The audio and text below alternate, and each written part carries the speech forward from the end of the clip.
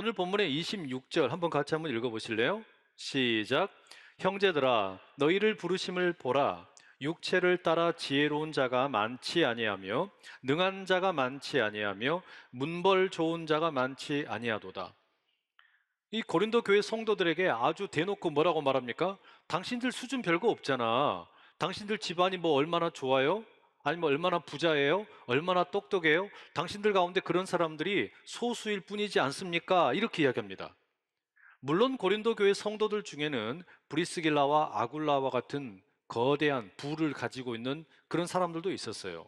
교회 성도들 전체를 자기 저택에 초청을 해가지고 대접할 만큼 여유가 있는 그런 분들도 있었습니다.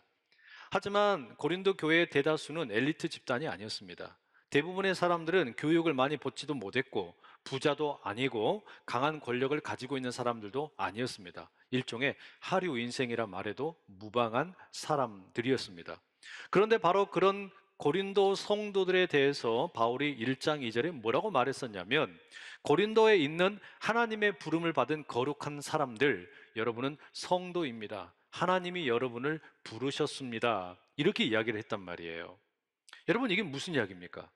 하나님께서 복음을 대변하도록, 복음을 대변하는 일을 맡기기 위해서 로마의 황제나 원로원의 권력자들이나 장군들을 부르신 게 아닙니다. 대신에 상인들이나 또는 노인들이나 또는 노예들이나 어린 아이들이나 약간의 상류층의 사람들이 섞여 있는 그런 어떤 잡다한 모임을 교회로 부르셨어요. 거기에는 인종으로도 좀 다양하죠. 로마인도 있고 그리스인도 있고 유대인도 있습니다. 이처럼 다양한 사회 계층과 인종의 다양성, 이게 초대 교회의 두드러지는 특징이었습니다.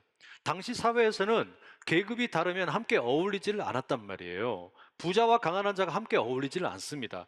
인종이 다른 사람들끼리 함께 그렇게 친하게 지내지를 않습니다. 그런데 바로 그런 세상 문화와 달리 교회는 여러 다양한 사람들을 한 자리로 불러 모아서 하나님을 예배하도록 합니다.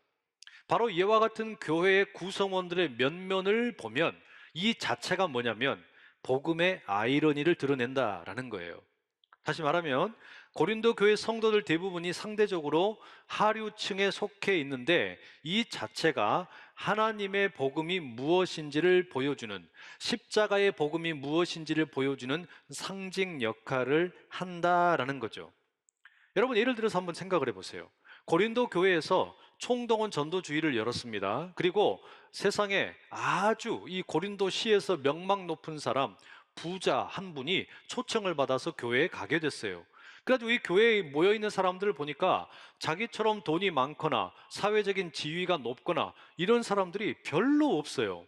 그런데 가만히 보니까 어떠냐면 이 교회에서 부자와 가난한 자들이 동등하게 대접을 받아요. 뿐만 아니라 장애인이나 외국에서 온 이주민들도 차별하지를 않는 겁니다. 어느 지역 출신인지도 중요하지 않게 생각하라는 거예요. 이걸 보고서 어땠겠습니까? 충격을 받죠. 뭐야? 아니, 뭐 이런 사람들의 모임이 다 있지? 바로 이 교회의 모습 자체가 십자가의 복음을 드러내는 것이고, 이 자체가 세상을 충격에 빠뜨렸다라는 겁니다. 그리고 이어지는 28절에 이렇게 말씀하죠. 하나님께서 세상에 천한 것들과 멸시받는 것들과 없는 것들을 택하사 있는 것들을 폐하려 하시나니. 바울이 이걸 깨달은 거예요. 예수님의 십자가를 보면서 이 하나님의 계획을 깨달은 겁니다. 성경을 가만히 보니까 예수님과 연관된 그런 인물들이나 장소들 하나하나 다 봐보세요. 베들레헴의 마구간, 목자, 처녀 마리아, 갈릴리 어부들, 세리들, 창기들, 어린이들, 예루살렘의 십자가, 이런 것들을 택하셔가지고 고운 것도 없고 자랑할 만한 것도 없는 이와 같이 비천한 것들을 택하셔서 스스로 무언가 있다라고 말하는 이들을 부끄럽게 만든단 말이에요. 여러분, 이게 복음의 역사입니다. 그러니 나는 아무것도 아닙니다, 나는 아무것도 없습니다 라고 말하는 사람들, 이런 고백을 하는 사람들, 그와 같은 볼품없는 장소, 연약한 것들을 가지고 나는 아주 특별합니다, 나는 아주 똑똑합니다, 나는 아주 대단합니다 라고 말하는 사람들의 콧대를 팍 꺾어버렸다는 거죠. 이게 여러분 지금 복음의 방식이라는 거예요. 고린도 교회 역시 마찬가지예요. 이 교회는 구성 자체가 완전히 이질적인 겁니다. 당대 사회의 어떤 그 관습과는 전혀 다른 모임을 갖는 겁니다. 그럼에도 불구하고 이 사람들이 함께 아무런 거리낌 없이 모여요. 함께 교제합니다. 함께 예배합니다. 이 자체가 뭐냐면 세상을 부끄럽게 만드는 거예요.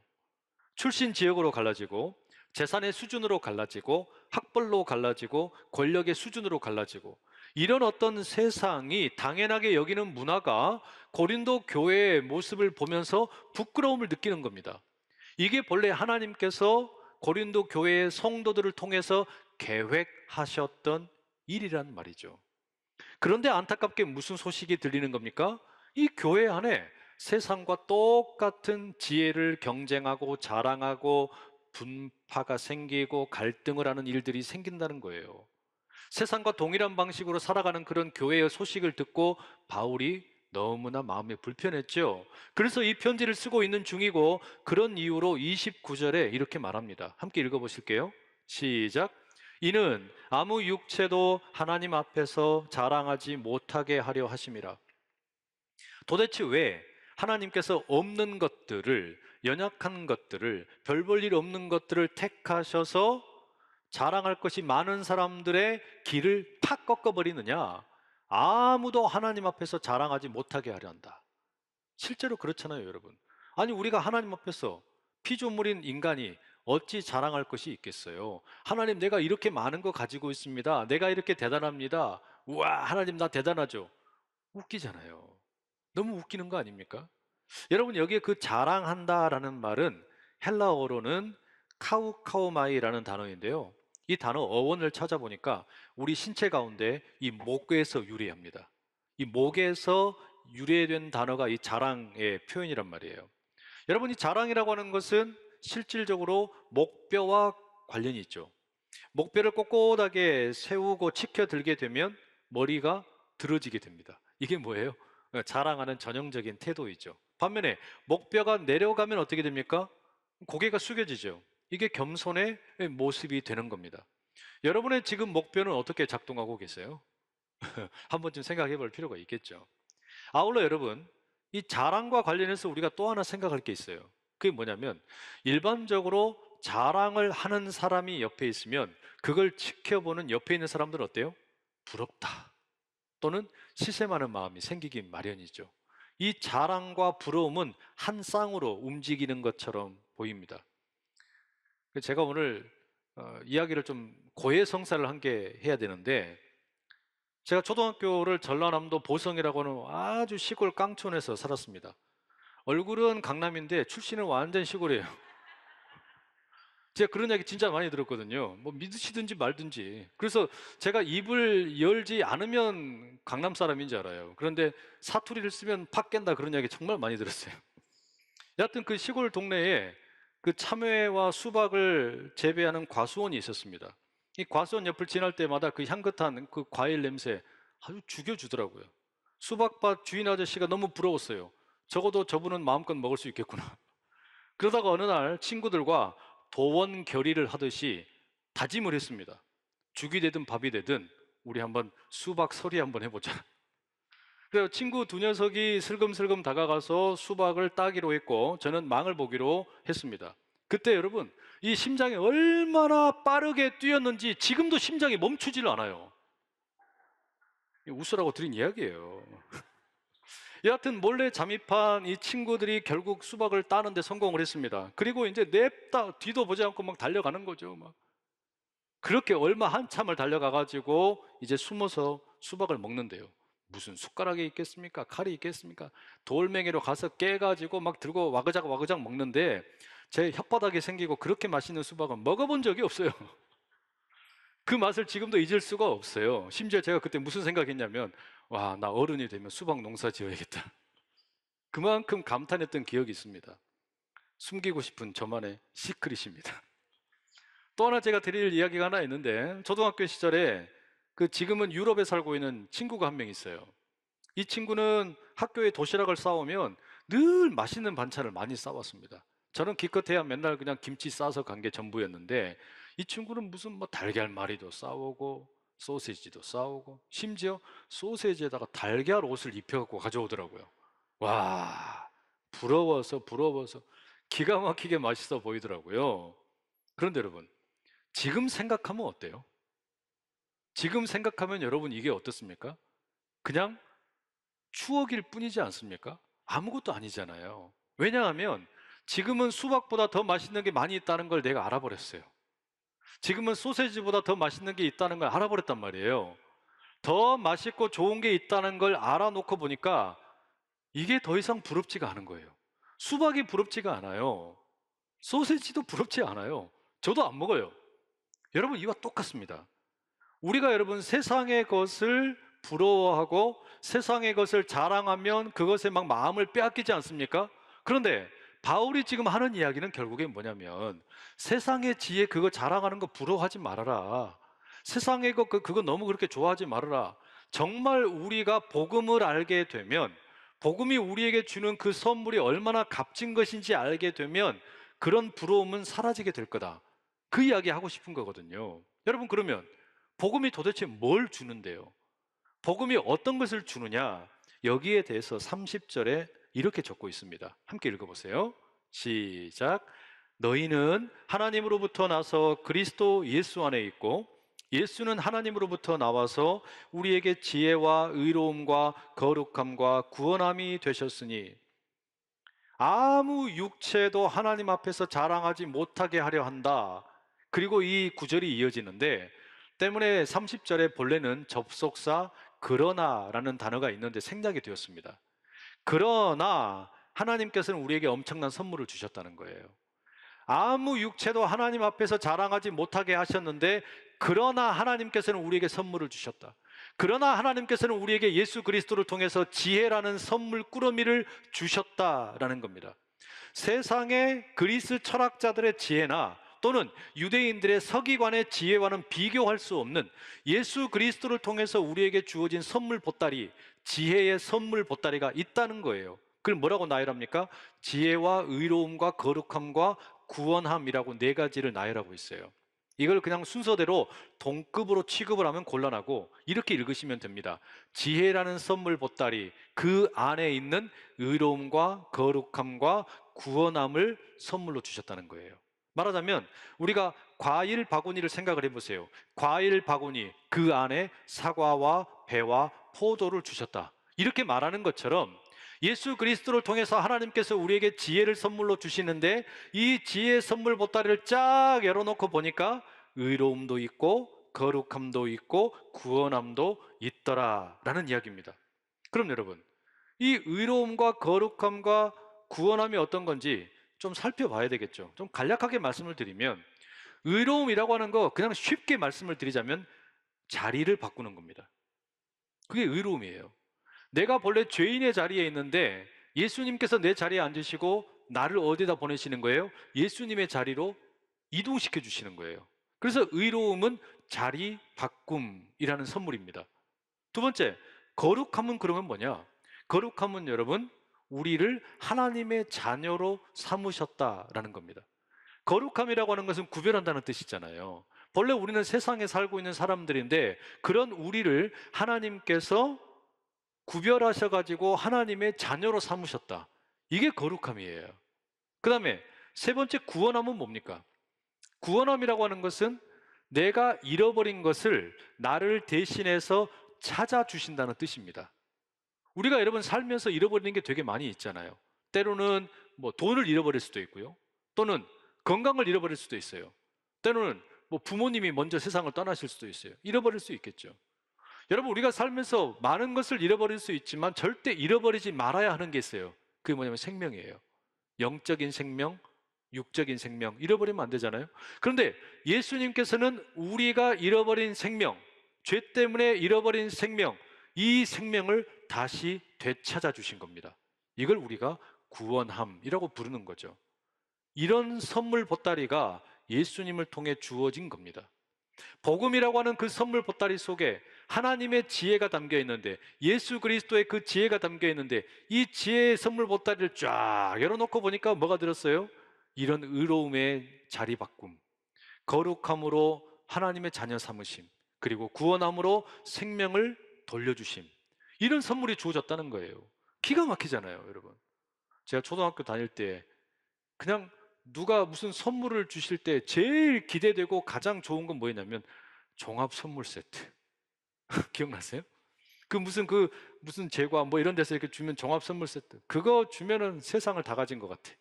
그거 열어보면 거기에 뭐 무슨 과자 종류도 많이 있고 막 얼마나 좋은가 몰라요. 그냥 아껴 먹어요, 계속. 그런 것처럼 하나님께서 예수 그리스도를 통해서 우리에게 지혜라고 하는 종합 선물 세트를 주시는데 그 속에 의로움도 들었고 거룩함도 들었고 이와 같은 구속함, 구원함이 들어있는데 이걸 알고 나면 이게 얼마나 기가 막힌 것인지를 알고 나면 세상의 지혜 그게 무슨 자랑할 게 되겠냐. 세상의 것을 뭐 무슨 그렇게 부러워하겠냐. 그 이야기를 하는 거란 말이에요. 이런 지혜를 선물로 주신 예수님을 자랑해야 되지 않겠냐 그 말이죠. 그러니 더 이상 로마인이니 또는 뭐 헬라인이니 아니면 유대인이니 이처럼 인종을 따라서 서로 경쟁하거나 차별하지 말고 그저 하나님께서 우리에게 주신 진정한 지혜이신 예수님을 자랑해야 되지 않겠냐. 지금 그 이야기를 하는 거란 말이에요. 그래서 31절에 바울이 내리는 결론이 뭡니까? 함께 읽어보실게요. 31절 시작. 기록된 바 자랑하는 자는 주 안에서 자랑하라 함과 같게 하려 함이라.